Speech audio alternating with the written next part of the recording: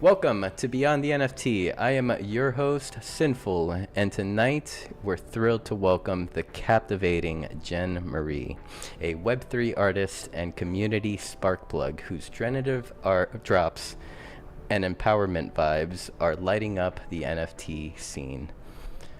From bold visuals to boundary-pushing collaborations, Jen's reimagining creativity in the digital age.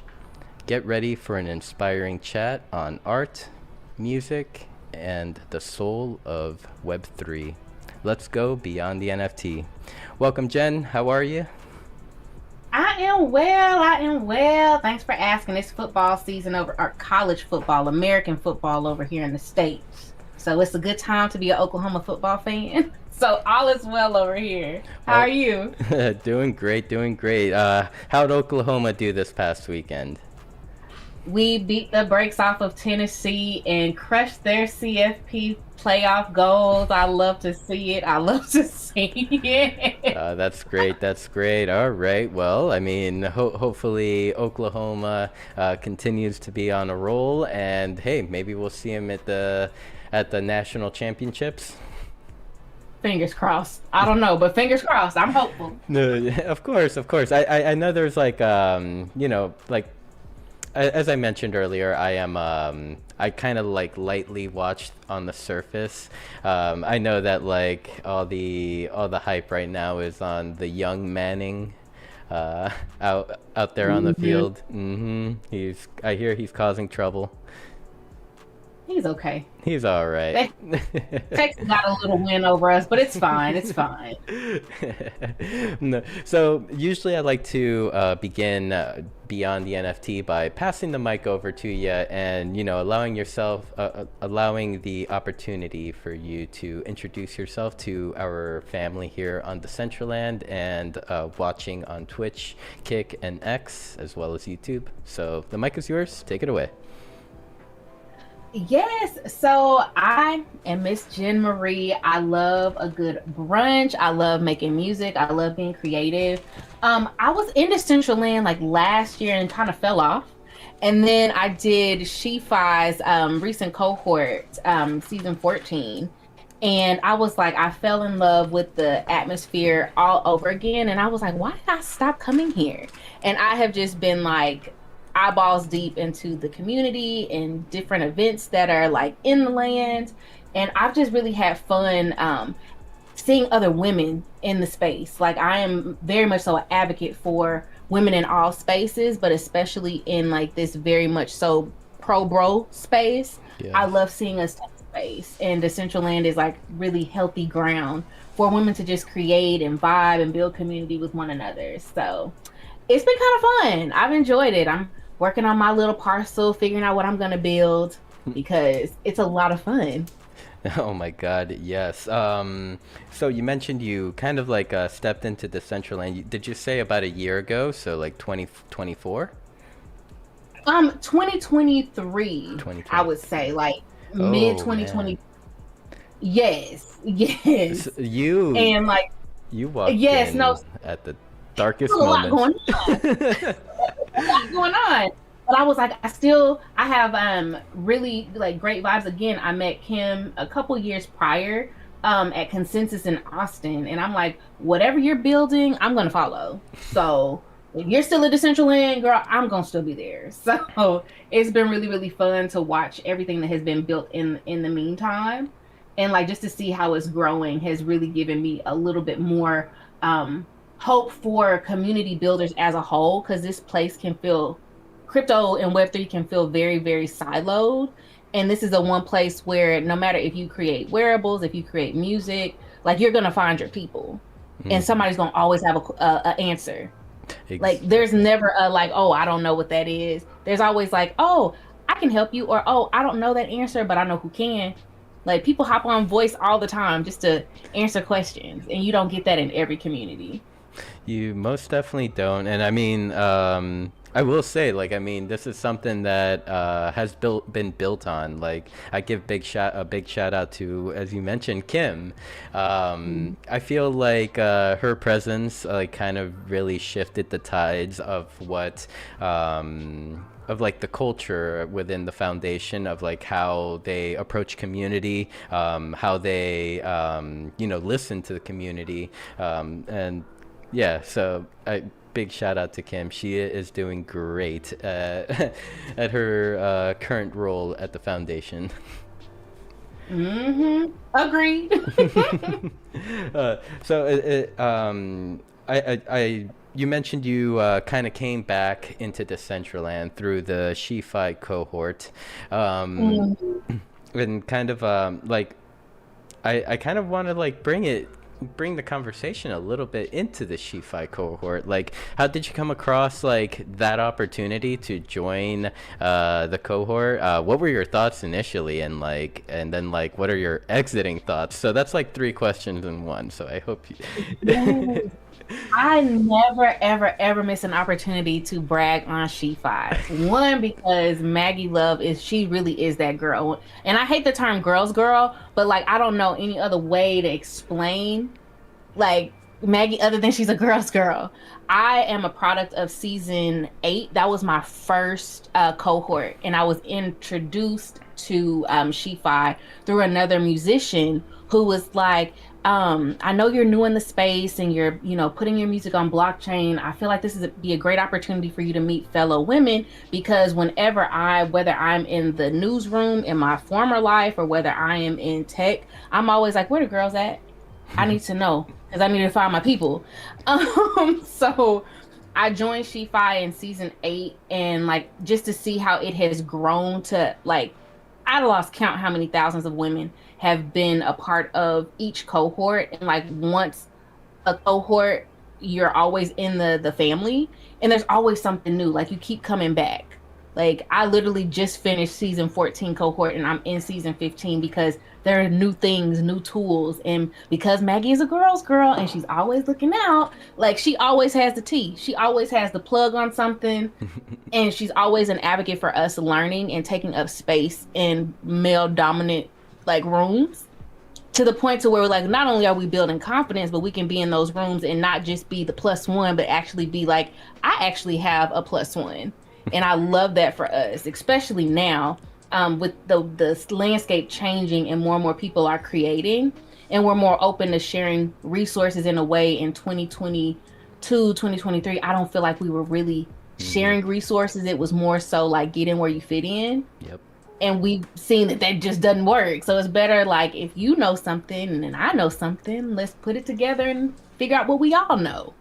So it's been cool. I mean, I can't speak highly enough of just how many women have changed their lives and found a community of women that are learning the same things. Like I come from a journalism and music background, to come into a community where there's somebody that studied engineering or somebody that's an accountant that is like, hey, I want to study crypto or Web3 landscape. It doesn't matter what our Web2 life looks like. It's just when we come into this space, it's like, all right, well, let's learn together. We're both on equal playing field. So that's always great. Yeah. And I mean, kind of like for any new women coming into the space, I have to say that, like in my personal opinion, having She-Fi around is actually one of the greatest things that could happen to the space, because like it nothing is like kind of more of a motivator than to have your group of people within a digital space, like coming in and like being with individuals just like you that want to build like you. And yeah, so like big shout out to Shi-Fi. And in my notes here as you were speaking, I'm like writing down like Maggie Love, maybe future guest, and then in quotes right here, in quotes, and in the back I put Jen Marie. I put girl's girl. So if I have her on this, I'm gonna quote you. Yes. It's nothing like this space is so daunting. Like for a woman, if you don't know because a lot, honestly, real talk, a lot of women got into the space because they were a plus one. They either dated somebody or knew somebody that was dating somebody in the field. Like I meet a handful of women that like are crypto native, like that found it on their own. But with Maggie, it's just like you, if you want to be a woman in Web3, that's probably like the first person like to look for, and then you will meet members from Boys Club, another women-led organization in Web3. Her DAO, like there's so many like tentacles like that can happen. You know, once you're in the ecosystem, if you find other girls, and other groups that are building, and like I have never seen that in the Web2 space. So to see it in the Web3 space, I'm like, okay, let's keep this train rolling. Yeah, so I mean, I guess like this just like popped into my mind, and I'm sorry to put you out on the spot. So give for because like I would love to see more Decentraland ladies join the Shi-Fi cohort. Could you give us a 2-minute elevator pitch on why they should join the Shi-Fi cohort season 15 that's coming up, correct?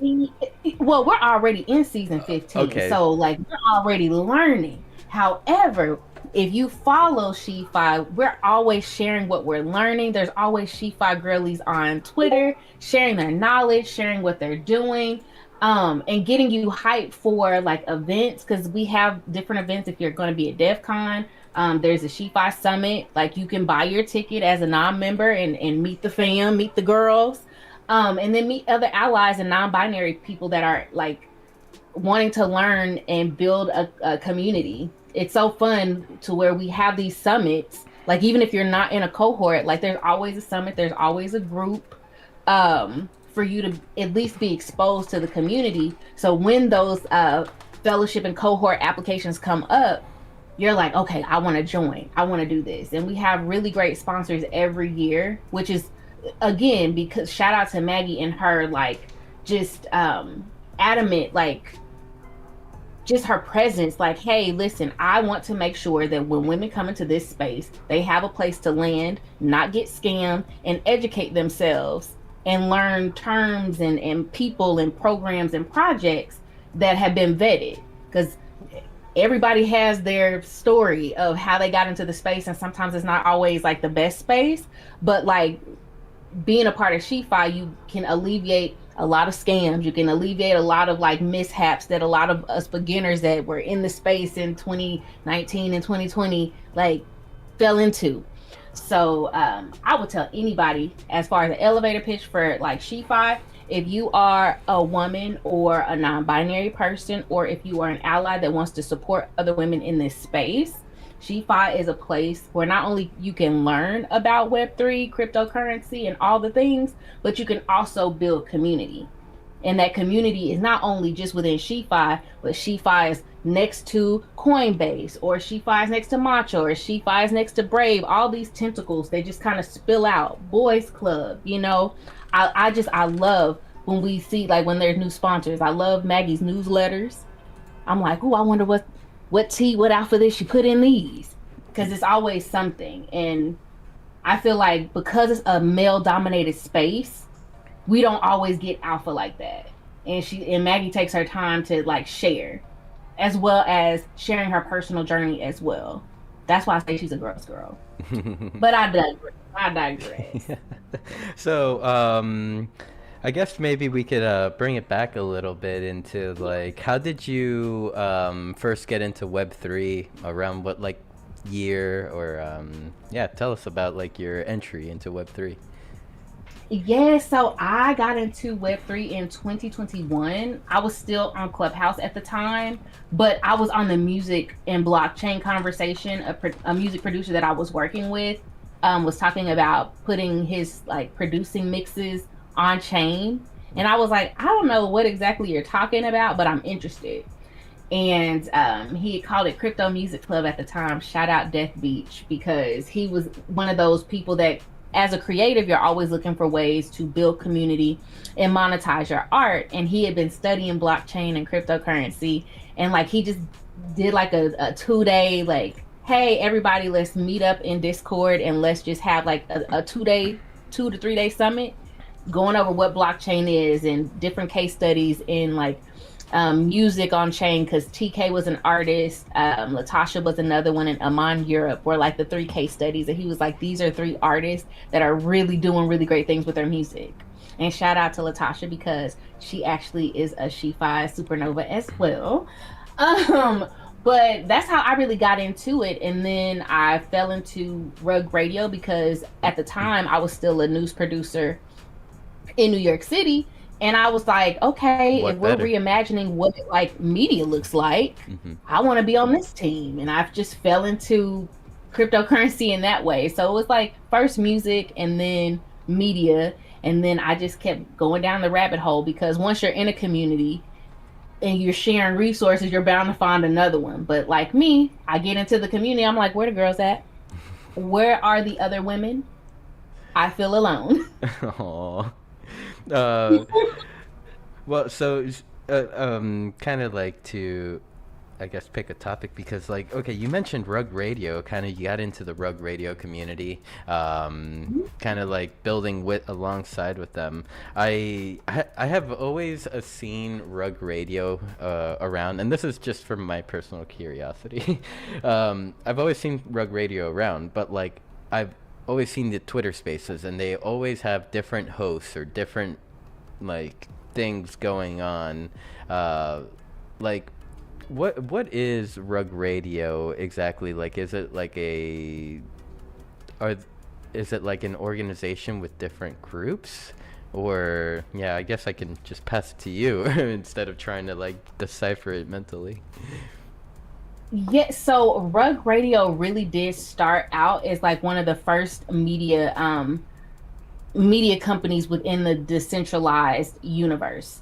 And they started out, I always say like Farouk was like the executive producer that had like the morning show, the GM Rug Radio.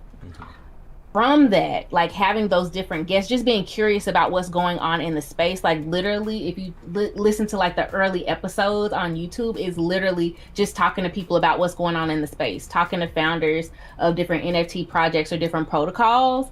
And then it just kind of grew to where other independent creators, like one of my homeboys just riffing, like they have a whole music show now, that they were just creators that were like, hey, I'm a member of this particular NFT project, I want to create stuff. And then they had a DAO at the time where you could submit proposals for funding for your own Twitter Spaces or your own meetup at Consensus or ETH Denver, or you know, wherever you might be. And it just turned into a place where creators could have their own active members could be creators and create their own shows, create their own content, and vote through proposals within the DAO. Well, what ends up happening when you have like a lot of community builders and that come from different places and spaces is like it grows out, like, and you evolve. And Rug Radio turned into, you know, Decrypt, where it's like an ongoing like news site for crypto and Web3 news. And it operates the same way that the Washington Post or the, you know, Wall Street Journal, where there are reporters that are on Capitol Hill now that are covering different crypto news stories and covering different events in the space, all from an idea that we could have a decentralized media group where we're rewarding, you know, people for their work in the community. So it's evolved, and now like they've moved into the predictions market, and you know, testing case studies on what that looks like. Like I love the learn to earn method. For me, I'm going to always fall on the hill that if we want mass adoption, there's going to have to be an incentive for the user, and what better way than to offer a learn to earn method. Yeah, definitely. Oh my God! So thank you so much for just breaking down Rug Radio for me. And from what you were just saying, I was like basically just listening. I'm like, okay, so Jen is basically describing the Web3 dream, like to start off as like with a vision, and for it to be built upon with like different community builders coming in and building their own thing on like their own show, their own presence on Rug Radio. And like you mentioned, now there's presence in Capitol Hill, so that's a big step up. That And so going back to kind of like you had mentioned Deck Beach on Clubhouse, your friend that kind of got you into Web3 or showed you kind of like not showed you but told you what he wanted to do, and you're like, I don't know what it is, but I'm in. Very much so. Very much so. You mentioned like these concerts that or festivals that he would host that like pack into a Discord 2-day festival, 3-day festival, let's go. Like where is Deck Beach today? I feel like he would enjoy a Web3 festival and organizing one. He is running his he's running his studio in San Diego, Death Beach Studio, and mixing like his favorite rap or his favorite genres, rock, rap, and I forgot the other one, and R&B too. He produces R&B too. He doesn't lead with that, but I'm like, you produce R&B. It's totally fine. You can say that. But yeah, so he was working with the Pools protocol, which it was a protocol that allowed for creators, musicians to like host different tokens for people that would buy into your project or whatever. Because it was basically a reward for your community members. And like most things in the decentralized community, some things work, some things don't. And we just kind of spin off into doing like, okay, so if we're not doing pools anymore, we can do like Zora, or if we're not doing Zora or Sound, Sound.xyz, like what's the next one? I'm still very active on Audius. And it's just where we put our music on chain, because I do believe, because the music business is so wonky, there's a lot of opportunity in the decentralized universe, but it's going to be like way more trial and error because we're creating music, we're not solving a problem.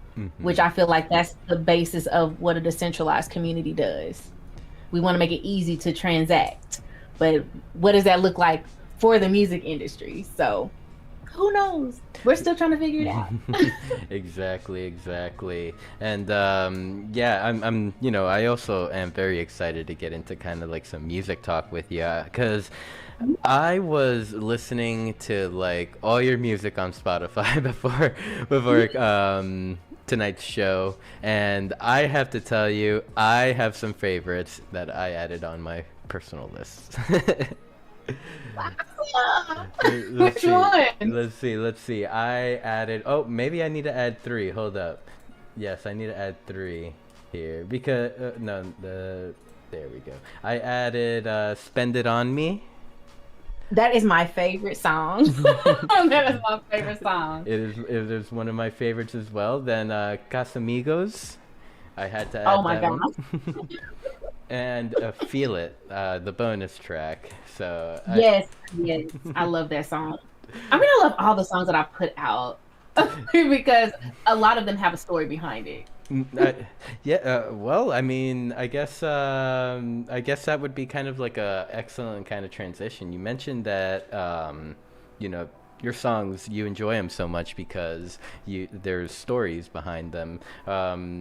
Let's see, what would be like out of your whole all your songs that you have, your discography, like what is the song that most speaks to you, and if you could share why, like I would love to learn.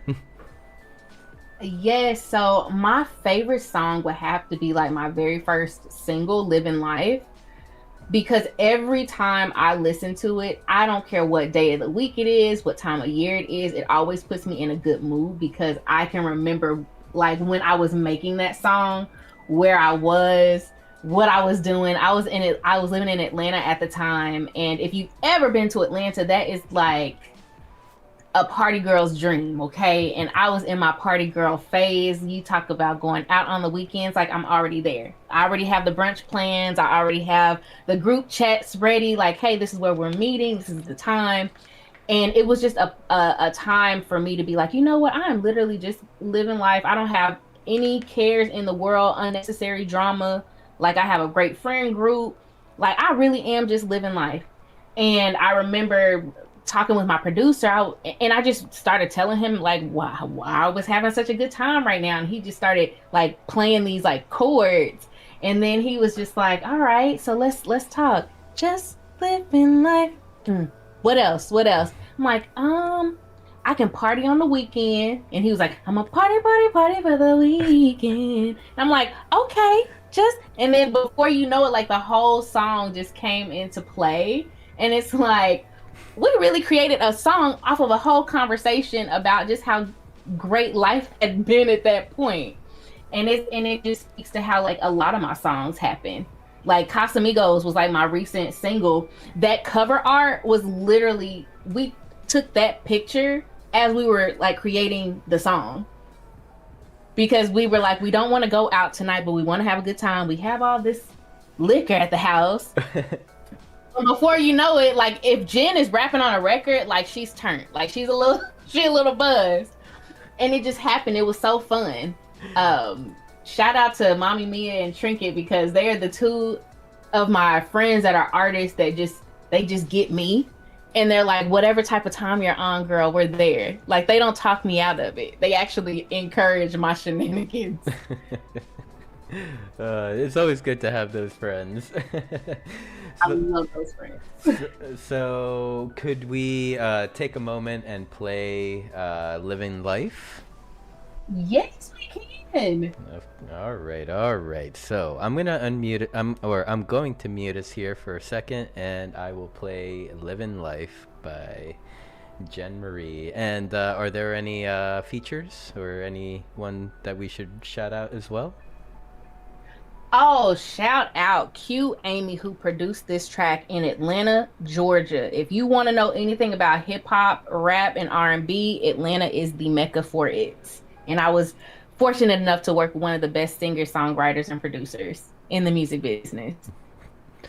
Who All right. produced this record? Everyone, enjoy.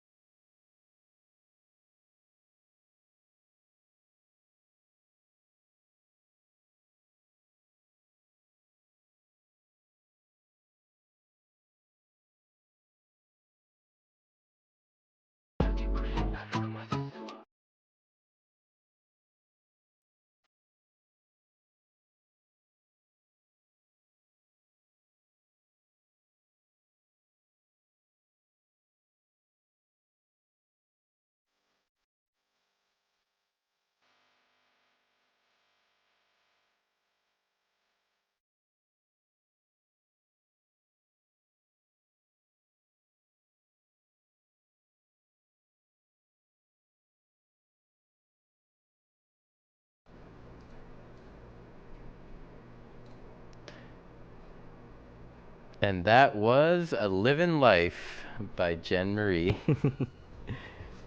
I love it. I hope all of you enjoyed the song. I hope all of you are enjoying the show tonight. This has been a great conversation. And remember, if anyone has a question for Jen, head over to the Beyond the NFT community here in on the communities and drop your questions in there.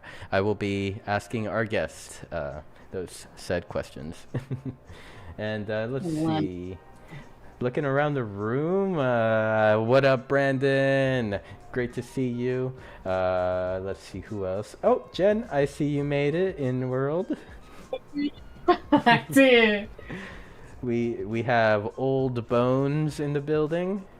Uh, and let's see, we have Rival Nate as well. Yes, Old Bones. That's my good friend, Old Guy. And we have Stale Gummy. I low-key love that name as well. So That is hilarious. so one a little story about Old Bones, and I bet you he doesn't even remember it. Like, but I sure do. It's such a small moment too. I remember around the first times I met him. His name is Old Guy on Decentraland. Around the first times I met him, I said, I'm like, "Hey, old guy, are you just a young guy disguised as an old guy?" And then my friend Tank Boko was in Decentraland standing right next to me, and I just see her type, "Sinful, that was rude." And Oh no. so yes, that is my old guy mini not so valuable, or mini story or random story. I love and I love seeing people's names change, and I love how they update them in their bio. Like if I click on their name, I'm like, oh, so 420Q, I know exactly who that is. So, but it's fun. This community is just absolutely creative and nuts at the same time, and I love the chaos. I absolutely love the chaos. You're here for it, huh? Yeah. Yeah. Especially now with that translate now. Oh, I'm speaking to everybody. Oh my God, yes, the translate helps so much. It really does, and I think as they continue to add languages to it, and this is opening up doors, huge doors for a worldwide community. Because when we're here in Decentraland, it's a lot of people maybe may think that oh, it's the U.S. or it's Europe, but no, it's we're around the world. There could be some degenerate at a party. You could be at a party at 8 p.m. Eastern, just being yourself and whatever, and then you're like, I'm a degenerate. I'm at a party on a Wednesday night at 8 p.m. Eastern, and then you look over at the actual degenerate that lives halfway across the world. It's a 12-hour difference, and it's okay, it's 8 p.m. for you, it's 8 a.m. for me, son. Yeah. Which is fine. It's a regular day. Yeah, it's a regular day. What's up? Oh yeah. No, I love that. Yep. Same. Alrighty. Let's see. We've covered a little bit of your music. I mean, man, just doing my personal research, on before the show on Jen Marie. There's just so many things that you do. I'm sorry if I can't No, it's completely. Because I remember I went down a rabbit hole. I'm oh, generative art, community building, presence in Web3, and then all of a sudden it's wait, there's music, there's more. No, it's so crazy. I tell people all the time, I was one of those kids that my mom put me in something every season. I was never idle. So I was always in basketball, volleyball, cross country, marching band. Oh, the summertime. Oh, well, I guess she can play, softball. What is she doing for the summer? Does she want to be on the swim team? My mom always kept me busy. So as I become an adult, I'm that's why my hands are in a lot of stuff, is because growing up, like, I had no choice but to be like busy, like, all the time. But I enjoy my curiosity, because my curiosity has really been what, puts me in these spaces and in these rooms to like meet people and be in Decentraland and just be curious. I will ask the same question 2 or 3 times to make sure I get the same answer. Like, I just don't care. just in case. You never know when the data changes. Exactly. So, I mean, I guess let's go back in time, maybe to a young Jen Marie. Um, what was kind of the spark that made you dive into music? Did you have a relative that played music, that sang, or like were there like any like musical influences in your life? Yeah, like everybody on my mom's side of the family sings and plays an instrument. So my mom sings and plays the piano. My uncle sings and plays the piano. My dad sings and plays the piano. My grandmother played the viola. My uncle plays the upright bass. So I grew up around music all the time. I grew up playing the flute. I still play the flute every so often. Like if there's a show in my like city, like I'll ask and see if they need like extra orchestra members to just see, just to make sure that I keep it up. Sometimes I'll give private lessons to like young students that want to either be better at playing the flute, or they're interested in learning the flute to see if it's something that they want to stick with. And I've always been around music. Like there, I'd have from Count Basie to George Benson to Beyonce to Whitney Houston to Lady Gaga, to Reba McEntire. Like I have a plethora of like musical like inspo that has been in my life, because growing up in Oklahoma, you grow up on country music because it's just a way of life out there. But then also, there's always shows. Like I fell in love with the Hanson brothers at the time, because they were just like the it group when I was coming up. And I just knew that music was always going to be a part of me, no matter if I did it full time or if like my path would cross to where it would be a part of like my career. And I've just been able to kind of maneuver. Me living in Atlanta at the time, while I was also a journalist, I was able to leave the newsroom and go to the studio and just cook and jam out with some friends. Then I got into the collective and doing bedroom records with a friend of mine, because we were during the pandemic and the studios weren't open, so we would just get on Zoom and just be recording from our room or our studio set up at home. And it's just been like a really cool opportunity for me to just kind of look back and be like, dang girl, like wherever there is a change in technology, you are going to be like in the room to ask how it's going to work. Because again, I will ask the same question 3 or 4 times to make sure I get the right answer. Like I just will. Yeah, most definitely. So, I mean, I guess that brings me, like you just mentioned, it's like you get the feeling. It's like whenever there's a change in technology, you feel like you may be at that forefront of like figuring shit out. So, like, I guess we can kind of like dive into, Soul Canvas, your generative NFT series. What inspired the concept, and how did you blend AI tools with blockchain to make it really stand out? I honestly, I tell people all the time. I was on Twitter recently, and I'm just like, I will turn off a lot of people because I'm very much so pro-black woman, because I came from a black woman. So a lot of my art is very much so, I look at my mom and I look at my grandmother and I look at my great grandmother and my aunts, and I'm like, they really inspire my art all the time. I just think that there's just, beauty in their story, every wrinkle, every frown line, every gray strand of hair. Like I try to put that in my art in some way, because they made me who I am. I started off using Midjourney, and this is when it was like trash. Like now they have leveled up. And then I just started being like, well, what else can I use? And I started using Artlist and just different tools for me to just experience what I wanted. Like Sora, I don't know how I feel about that particular one, because I think I can see people weaponizing that particular tool. So I'm scared to kind of like use that in my art as of now. Just because I feel like there's something precious about like the creative spirit.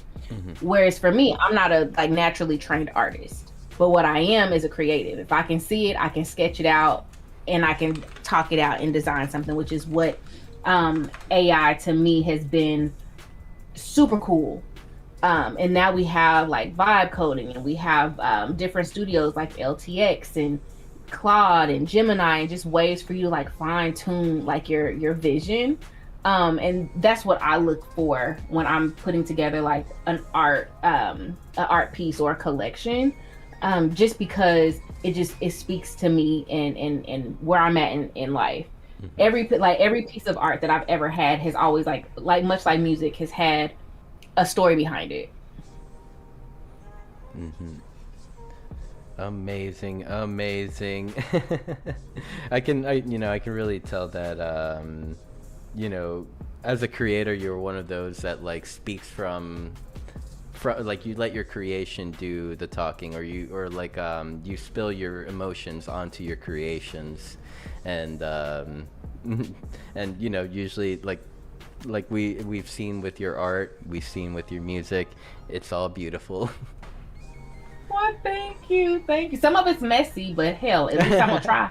well, that's the thing. Okay, that's the thing about being the creator of things. You see all the messiness, you see all the dirt swept under the rug. You see the lump under the rug, but everyone else is like, it's great. Yes. You know and I'm like, the dirty secrets. Yes, I do. Yeah, but that's where community comes into place, because you can share freely and not be like, oh, I wonder how this is gonna work. Like, hey, this is what I got. What you think? And that's it. In a trusted space. Exactly. I know how just now recently you mentioned Sora. That one's a tricky one for me. I know that they're already weaponizing my cat videos. They got Snuggles shooting mortars at the neighbor's house and stuff like that now, or Snuggles flying a F-22 Raptor.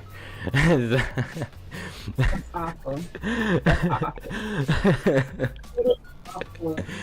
I don't know. Like I think that, and this is like the news producer in me, I'm kind of like, there has to be certain regulations on artificial intelligence, especially when it comes to creating, because I would hate for somebody to weaponize somebody else's likeliness. I think of like dead people, like John F. Kennedy, or Martin Luther King, or like Kurt Cobain. Like I could just see like where that might, like, I would feel some type of way if my loved one died and somebody was like getting paid off of the likeliness of somebody that's no longer with us. Yeah.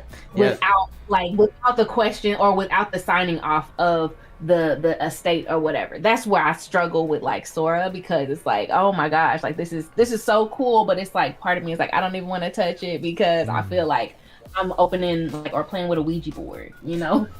Yeah, you're right about that. And like, to tell you the truth, it's like, the thing is that currently in history, it's like when it comes to AI, we are probably at like the most uncertain place right now, because like it seems like every day more and more AI comes out, releases, and like I think there's going to be some sort of legislation, or maybe even some breakthrough in technology that like will be like a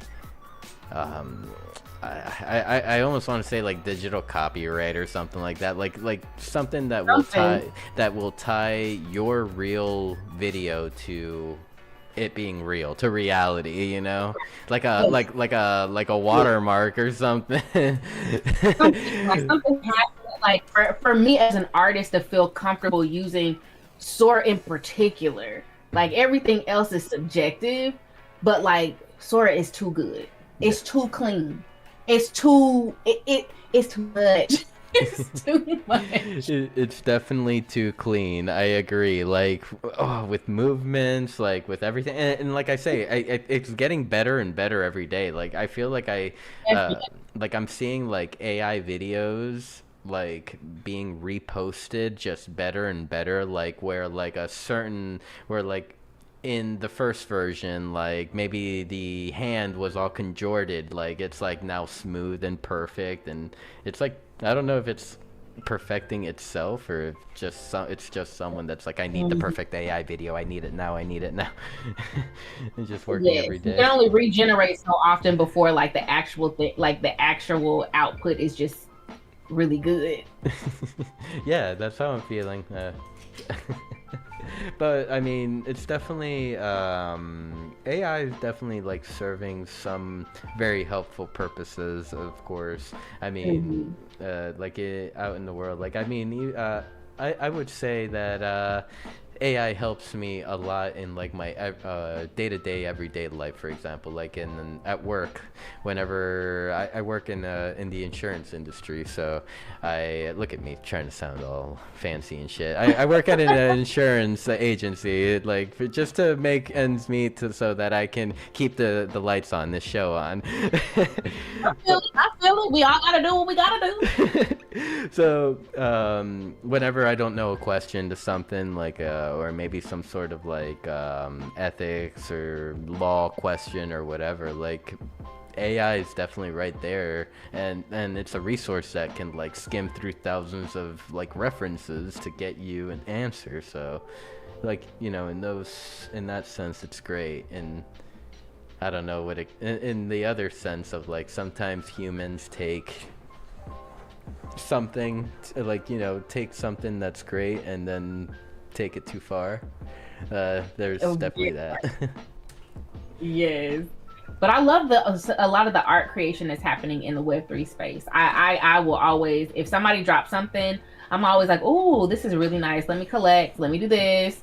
Um, Especially like content that is like showing off like a product or a protocol. Like I'm really enjoying those AI generated videos because it's showing how AI is lowering the barrier of entry into this particular space.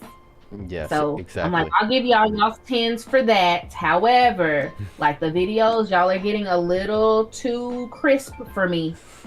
Then we gotta talk about it. Yeah, yeah. Like it needs to be legally like a thing that like a watermark needs to be present. Like don't take the Yeah, watermark off unless you're like like the mattress, like when you look at the mattress label and it says do not remove under penalty of law. yeah, absolutely, I don't know if anyone absolutely. listens to that though, but At least it's out there. That disclaimer is out there. yeah, yeah, exactly. AI has no disclaimers other than it makes mistakes. Yeah, Like that's it. it's like okay, so like what happens if it does make a mistake and that mistake results in some issues? Like what then? It just makes Exactly. mistakes. Exactly. It's like hey, it just made the mistake. It can't tell. It can't be accountable. I feel that. No, it's crazy. I mean, I love like the technology. I love the tech. I love trying. But man, some of it is just I'm like, it's getting too good not to have some kind of red tape. Yes. So, So I recently since we're on the topic of I recently got an iPhone 17 Pro. Like ooh, how is yeah. it? Oh, okay. So I'm an Android guy. So Oh, so and you switch? does that if that's saying anything? I'm an Android guy, and I haven't had an iPhone for like 10 years, and I don't know. I felt like it's finally came to a point where like Android wasn't outperforming iPhone anymore. Like Android, like iPhone always had like the cool features and stuff like that, and they would wrap it all up all nicely in like a nice box and whatever. And it was like all about the user experience and like I'm aware of that fluff and I see it when like with Android you could like paid less and gotten the same stuff. It's just not in the pretty box. um like but I feel like with this one, like I don't know, like it's like Apple went above and beyond, like way beyond what Samsung is like putting out, and it's in a pretty box. So I'm like, oh, okay, I'll give it a go, and I love it. That's good. That's good. I love like when there's tech that blows your mind, and not when you like buy an iPhone and you're like, because I didn't update my iPhone 11 for that girl had to like die on me because I was like, there's nothing new on these iPhones that's making me like, oh yeah, I need to upgrade, you know. And I think that especially moving forward in society, like tech is not only going to have to solve a problem, but it's going to have to be cool. Like I think of, and I'm probably telling my age, but like I remember when the sidekicks came out, it was a flex to have a sidekick. You love pulling that sucker out and turning over the screen and being able to text your friends in real time. It was cool. And some in between the Motorola Razr and the sidekick and like the iPhone 11, it's like, oh, you know, what else can you do? Like I'm concerned. So it's interesting how like we have the world in our like the palm of our hand. Yep. And that has always fascinated me because I grew up with a computer and dial up in the house. Yes. Oh my god, those little noises! I wish I could recreate them, to tell you the truth. Let's see. So I'm looking in chat, and old guy says, "Never remove the mattress tag. Trust me." I'm gonna trust the man. I'm gonna trust this man. Oh. He must know a lot about the mattress tag. I get it. And let's see, Metal Wolf says, no way, welcome to iOS. I told him I am new here. But oh yeah, the reason why I like brought up that I got a new phone, I wasn't just flexing. It's because it has this like button that if you hold it, it like brings up your camera with like Chat GPT, and like you could take pictures of shit, like whatever it is, and like it'll like tell you what it is. And I kind of think that's like the coolest thing. Like I know it's simple, but like I think it's the coolest thing, because how many times have you like, or I guess this would be more for like the mechanic or something like that, like the kid that's trying to do something for their car, and then like they like break something, they're like, shit, what is this called? Like you can literally take a picture of it and they'll tell you. Or a light that comes on in your car, like, what does this mean? I can so see that. Exactly. And I mean, my friend, he like tested it to me, because I had a friend that like kind of was the salesman towards all of this. He's like, you should get Apple, you've been with Android so long. But the soothsayer. But I was over at his house, and he makes these like he has a 3D printer, and he makes these like Star Wars like clone helmets. And oh wow. Yeah, like and like he's like he likes Star Wars. Like he knows all like the clone squads and all that stuff. And like through the years of hanging out with him, I learned that there's different regiments and squads and stuff like that. So they each have their own names that I would. Oh, they is. Yeah, that I would never know, right? So he brings his phone up to one of them and like takes the picture, and it scans, and it tells him exactly like the squad that it's from, the book, the this, the that, where they showed up. Like now that's dope. That is some dope talent. Yep. So it was so that's kind of like what I thought was pretty cool. And I'm looking in World, and shout out, baby sister is in the house. Baby. All these new names, I'm like, oh my, I have to always like click on people's names to make sure. I'm like, I think that's who I I think I know that person. And then I click on the profile and I'm like, oh, they just changed their name. Yeah, Ori Misu is my baby sister. Big shout out to. That's awesome. Yeah, I love her too. She pulled up to be on the NFT. Welcome in her Mew hoodie. You know that hoodie that she's wearing. It is only accessible if you pick up a hoodie from the Mew shop. You have, it's like a, you know, real life hoodie. Actually, if you're watching the stream, I'm wearing the hoodie. Yeah, no, like, so I'm always like looking for, I know we have like wearables in Decentraland, but I'm like, there has to be like some in real life like stores that I can buy like some of this stuff, because I feel kind of left out, because the wearables are dope. So I'm like, I know that the real life thing gotta be dope too. Like, and it is. Let me put you on some game here. Okay, well, first I could just mention very lightly, like the Mew shop. I have like a Shopify store where I have a bunch of like hoodies, and the deal is like every person that purchases any hoodie of any design, I will send them a Mew hoodie in Decentraland. So the Mew hoodie in Decentraland comes with like all the tattoos that you see like on the forearms for the males, or like the belly and forearms for the female. The female is kind of like a crop top Mew Galaxy hoodie. Yes, I love it. She looks good on me. I'm like, see, I wouldn't have known that. Because I just think they're wearables, and then like somebody's like, oh, you can, you know, they have IRL like version of this. Are you sure? Like between the Mew Galaxy hoodies, I'm like, Billy T Coin, I need like a full on IRL suit. Like there's so many things that I've seen in like Decentraland. I'm like, we need an IRL shop.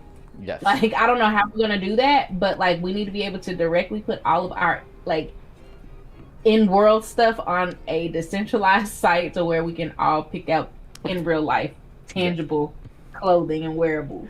Man, yeah, I mean, who knows, maybe one day Decentraland will be the conglomerate that it's destined to be. And I could foresee like, you know, Decentraland stores where like, let's say like all the merch from like community members and stuff like that have made like, that are like known or whatever, like are sought after, you know, there's a physical store where they sell all of that, and on top of that it's like Decentraland everywhere. You never that's the thing, like I can still see it.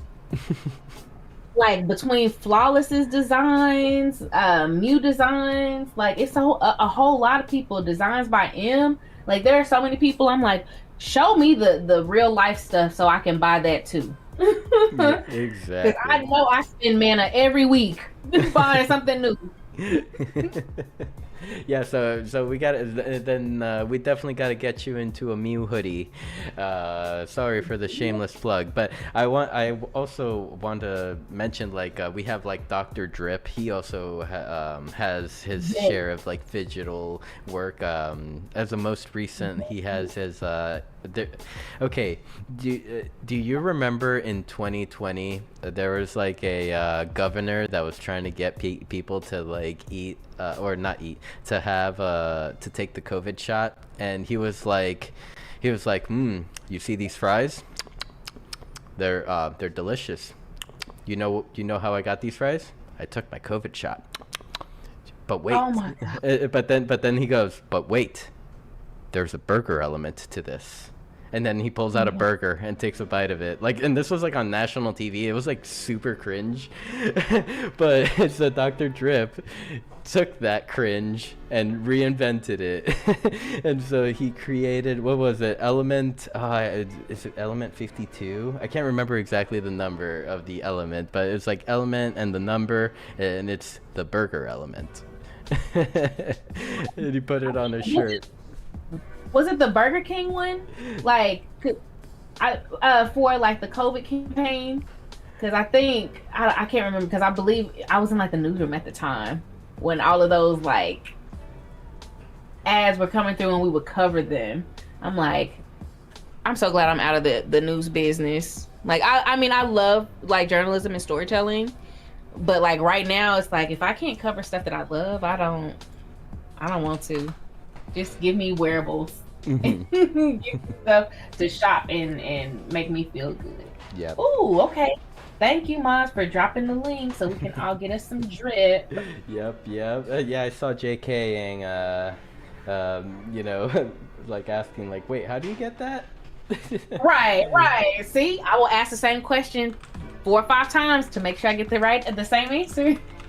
Any purchase of any Mew hoodie gets you a DCL Mew hoodie. There we go. Love that. And that's you. Oh, why thank you. I love a good crop hoodie. But this is actually slightly intentional. Like the full ring around, like, you know, we kind of went a little bit, spoke a little bit about like yourself. We spoke about your music, your art, and kind of like earlier I had when we were speaking about Shi-Fi, I thought I thought about the question because like you mentioned that Shi-Fi cohort season 15 is on the way right now, and my question to you is when Decentraland part.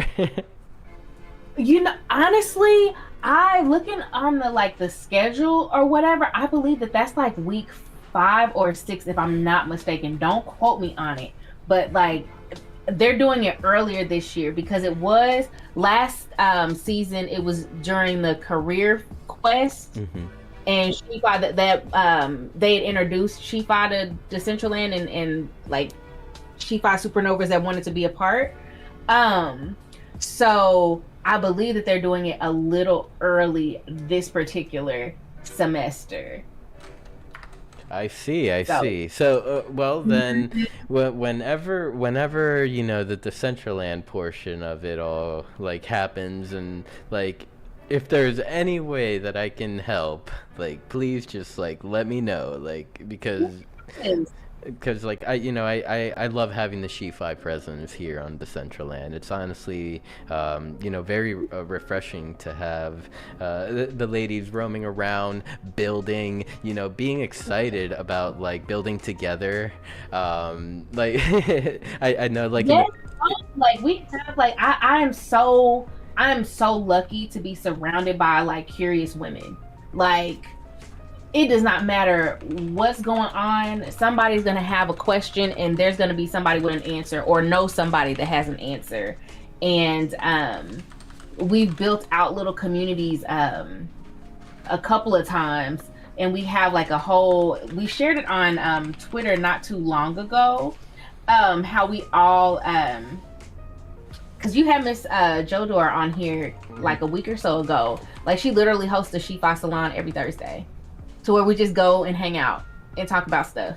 And just, it can be questions about like building. It can be questions about like wearables and who's doing what. It's just a really cool community that like in Decentraland, we have found like another safe space. Cause I mean, we have Shi-Fi for the Discord girlies. We have Shi-Fi for the Telegram girlies. Now we have a Shi-Fi lane for the Decentraland girlies that like to just hang out and, and now that we have voice, it's like we can hang out at any time of day. Mm-hmm. Exactly. And I love that. I love that. So definitely, I said all that to say, cause I went around the block.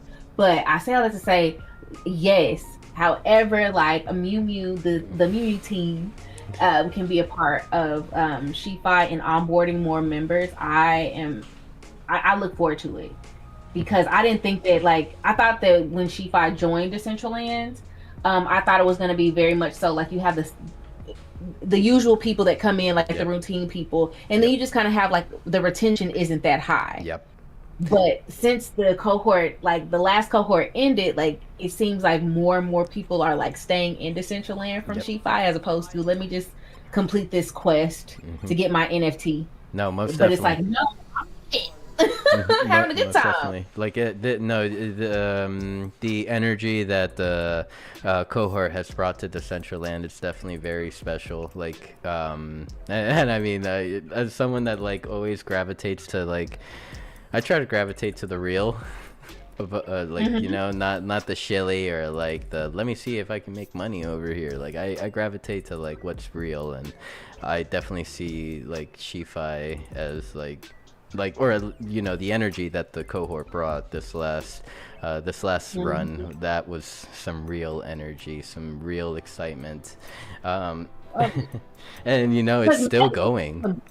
yes, so Meta Wolf, he like we've got like a whole plot of land like to Yep. borrow to build our own, and literally it's all Shifa members. Like it's like a little town That's my that dog. that we all are like, oh, I want to build on this land. I want to see what we can do, and let's just kind of figure out. And we've been able to like beta test. Like shout out to Canessa, like always saying like, hey, let's meet up and let me show you how to build from scratch. And it's one of those things to where, um, much like Shi-Fi, Decentraland is a place where if you're curious, like the possibilities are truly endless. And there's always somebody in here. I've never logged into Decentraland and there's not been somebody that hit me with a GM as soon as I get into the Genesis Plaza.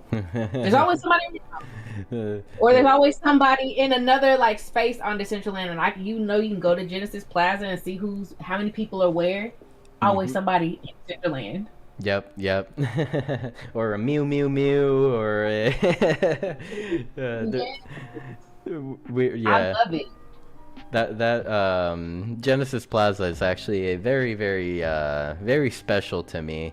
Like through I don't know, like sheesh, like through the bull run, like some of my Hmm. like coming into the Central End, like early Mew, like a lot of my favorite things to do were like just chilling at Genesis Plaza and just hanging out, like helping new people, getting to meet people, just chilling.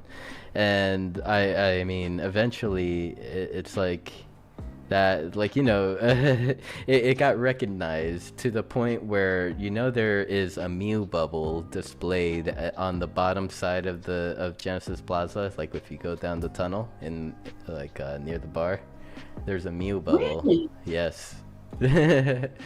See, you Oh. learn something new every day. I literally come in here and learn new stuff. Like, and I go to Decentraland and Genesis Plaza and sit there and emote for hours. But I've never seen it. I need to go down to the bar area and see. Because I Yep. probably have seen it. I just didn't know what I was looking at. Yeah, yeah. If you go down the stairs and then like let's say you face the stage, it'll be to the right on the shelf up to the right. Man, I cried. I cried when I saw that.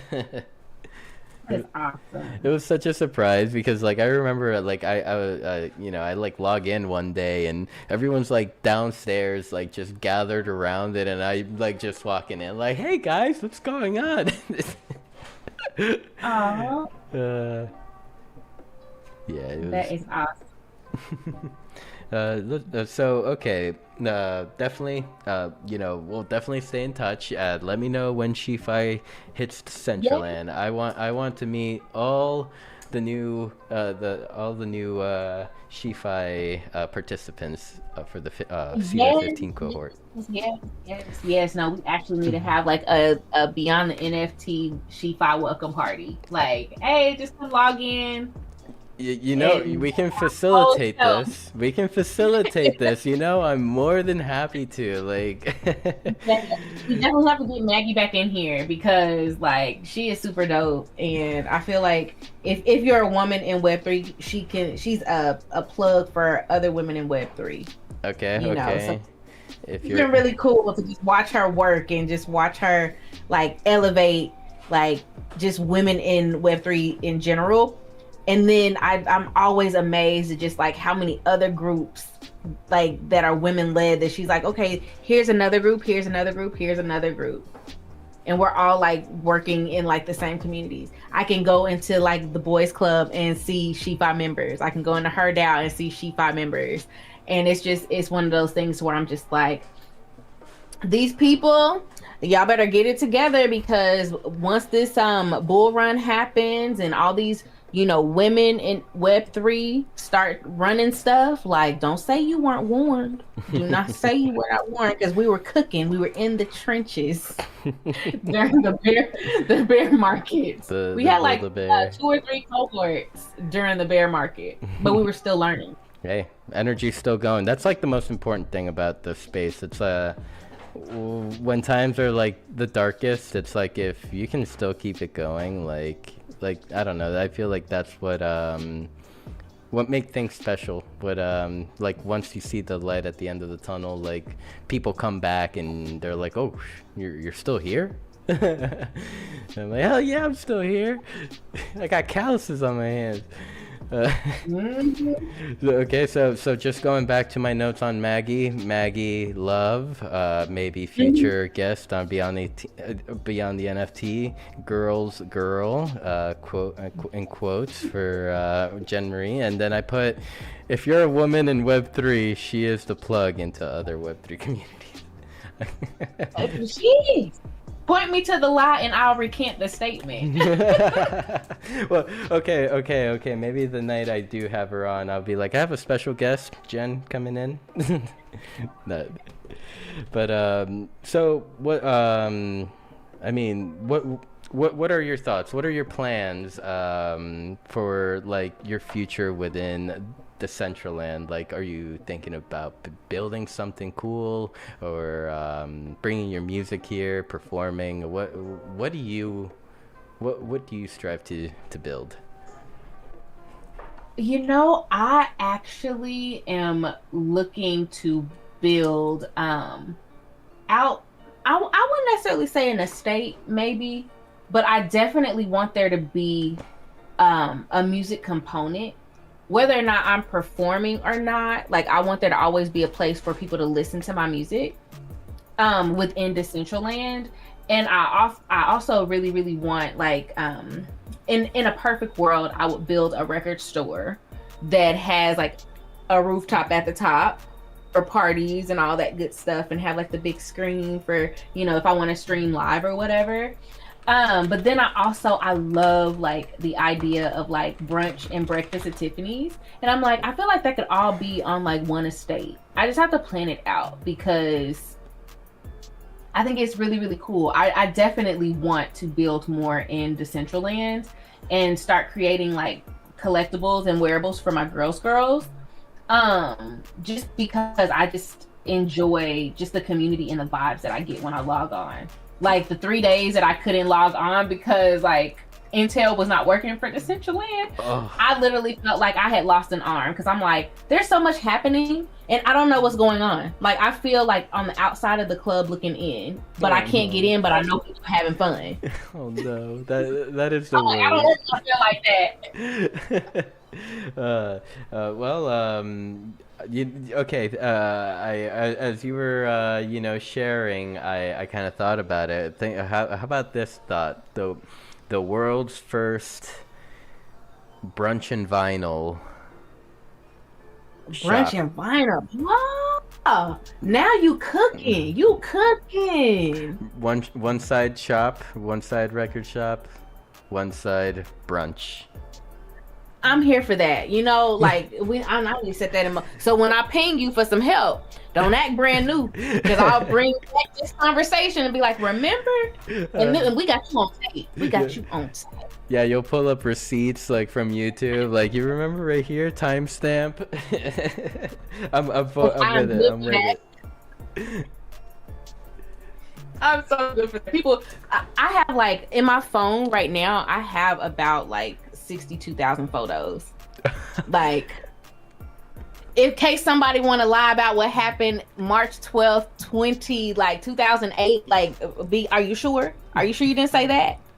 Are you sure? Because I got this screenshot. I have the first Instagram post that you posted. Oh man. Yeah, I'm one of those people. So one of those people. So right now I am joined by my pet ferret Maki, as she climbed up my leg so that she could give me endless kisses. Love that for you. I love that for you. Yep. Alrighty. So for a potential vinyl and or what was the name again that I mentioned? It was vinyl and brunch or brunch and vinyl. Oh, brunch and vinyl. That has a better ring too. Vinyl, yes. Yeah, Jen Marie's brunch and vinyl. Yep, I dig it. I dig it. Write that down. Now, the responsibility is on me now to follow through. Well, we got Meadow Wolf. Meadow Wolf will provide you with some land. We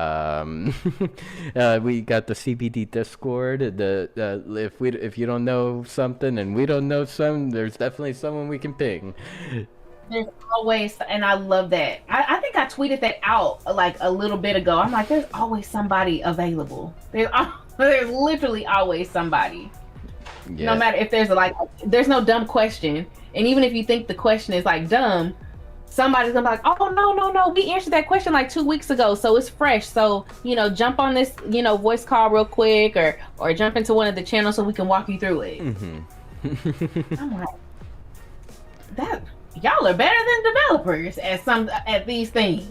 Mm-hmm. Yeah, I mean it's like through the times I've been with the Decentraland community since like I would say 2021, and it wasn't always like this. I will say like there were times where like if you were a developer in a space, there was literally no direction to look towards. Like not even to like get a lead or anything. There was just like no direction. Foundation was not engaging. Neither were like other developers. I feel like there was this like big like me vibe to it. Like it's like why am I gonna share my code with you, or because like I could profit from this code. Is that type of vibe. But I feel like through the years like the people that were true to all this, and there's like many in this community that like have been true to all this, like they have kind of outlasted those other individuals, or we have outlasted those individuals, and so then it's like it's like we're the cream rises to the top and we're the cream.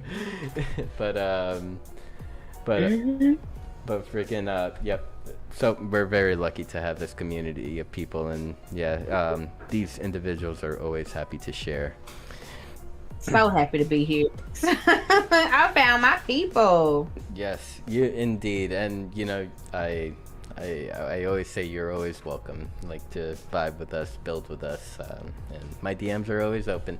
So I mean, let's see, I've kept you for about an hour and a half or so now.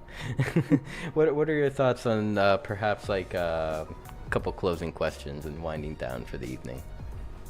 Yeah, of course, let's do it. All right. Okay, since we spoke about music earlier, you kind of mentioned a little bit about like the Web 2 vibe to Web 3 transition, and this is like a kind of like a question that I like to ask to like individuals that are like really deep in the music scene. Web 3 labels, what are your thoughts on them? Are they needed? Are they not needed? People gonna drag me, but like I don't care. I don't think record labels in the Web3 space is necessary. I think it's almost like having a publicist, but not any motion for the publicist to like share with outlets for coverage. Mm-hmm. And I feel like Web3 labels are an unnecessary middleman because we are so early. Yeah. Like I don't know what I need a Web3 label for when I have like distribution. I can put this out. Like I don't really necessarily need, unless you have like an imprint or a direct tie to a major label. Like I don't see I don't know why I would want to have you in my circle. Mm-hmm. Mm-hmm. Yep. And you know, I've asked this question to so many individuals that I say it's about even on like both sides of like the response. So no one's gonna drag you. And if they do, you tell them to come to me. I will back you up. I asked Jen that question. Excuse me. Because like yeah, like you mentioned, it's kind of like an unnecessary layer, especially when the artist, the talent can do it all themselves. Then like it's kind of like unnecessary. And in all honesty, in the Web3 scene, it's almost better for that individual to be their own record label, to be, you know, their own hype man, because like it's like the presence is all going to them. Like they're the like everyone they meet, they're the ones meeting them, not the record label, not whoever. You know, they're making the direct connections. And then I hear the other side of the coin, where like they say like maybe the artist or the, you know, the musician, singer, that doesn't want to deal with all the rest. They just want to make music. And then in that case, it's like, yeah, I can see where, like, you know, tacking on those extra layers would be beneficial if, you know, you don't see yourself doing anything past just like the music aspect of it. Oh yeah. No, I mean I just think that decentralized communities are for like ownership for one person. When you start bringing in other people other than like co-creators, it just becomes messy, and it moves more back into Web 2 vibes. Yep. And like if you're giving me Web 2 vibes, like I don't want it. I don't want it. Yep, that's kind of how I am these days. I don't want it. If it's Web 2, I'm like, you know, the Drake meme that's like push away. And it's like Web 3, and I'm like pointing like, yeah. Difference. So, okay, so final closing question, or maybe semi-final. For any aspiring musicians, artists, humans that want to come into Web3 and build build something meaningful for themselves, what is your one no BS tip that you would give to them? You better ask somebody that knows. And I say that sounds so, ask somebody that knows, that sounds so vague. No, when you're in the trenches, you will start figuring out who knows what. But it is a lot of like observing and reading and following before you start to like ask for help. And I say that with like any part of like Web3 music. Like sometimes it's just best to sit back and just watch, do simple searches, follow certain threads, and you will find the person or the people or the community that can help you. Because wasted time to me is like wasted money. It's something that you can't get back. So it's best that if you're going to get into this web, there have already been so many people that have taken L's to where you don't have to, if you know where to look and know where to build community. But it takes a little bit of research on the creator's end. And even though you are a creator and you want to create, oh my gosh, my art is my life, like you need to have your head on a swivel when it comes to people trying to exploit that in the Web3 space. Yep. Which is why I'm always like, you know, find the people that know. Find the people that know. Find the real ones. When they're lurking, they're always on Twitter. Yeah. I kind of also find it cool how like sometimes, you know, some of the realest people will be like the quietest ones too. Like you know, you'll be in a Twitter space and they're just like always there, but just like never say a word, and then like one day they'll be like hi, and then like run away. Yes, that's the person. If I see you in multiple spaces, like recurring, depending on like what the topic is, oh yeah, I'm following. Oh yeah, I'm gonna drop a DM. Like, oh no, yeah, you're not slick. I see you in these spaces. I see you. throwing up hearts and, clapping hands. So let me see. I'm one of those people. For sure. Oh man, bless you, bless you. We need individuals like you making those individuals come out of their shell, because so Yeah. yeah, and I guess just to close off the show, any final thoughts that you would like to leave all our listeners, viewers with tonight? Yes. If I could leave anything with viewers, like, if you think you're curious, get a little bit more curious. There's a lot of things happening in the Web3 space, like in different facets.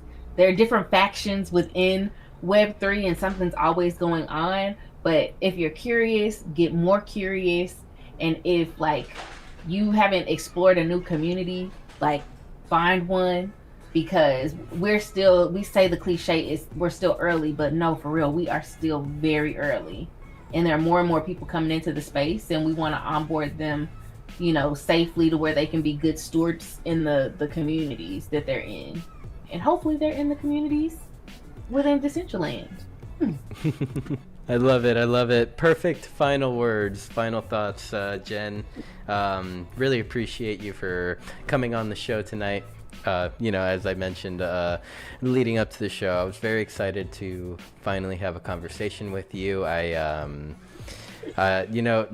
know you mentioned that you kind of came into Decentraland in 2023. Not sure if we may have met then, or maybe we did, cross paths, but whenever you had come in with the Shi-Fi cohort, or come back in with the Shi-Fi cohort, you were one of those individuals that really stood out to me. And yeah, I'm so happy to have you on the show. Same. I'm so happy to be here. Anytime you need me to guest wrangle some other people, you just let me know. All right. I'm also writing that on my notes then. Yes. I'm on.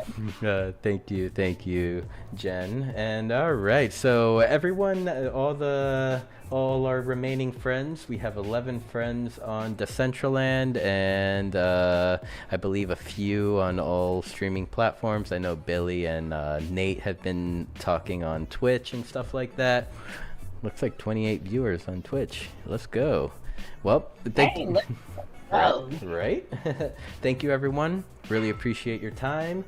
And so to close off tonight's episode of Beyond the NFT, I will play another Jen Marie track.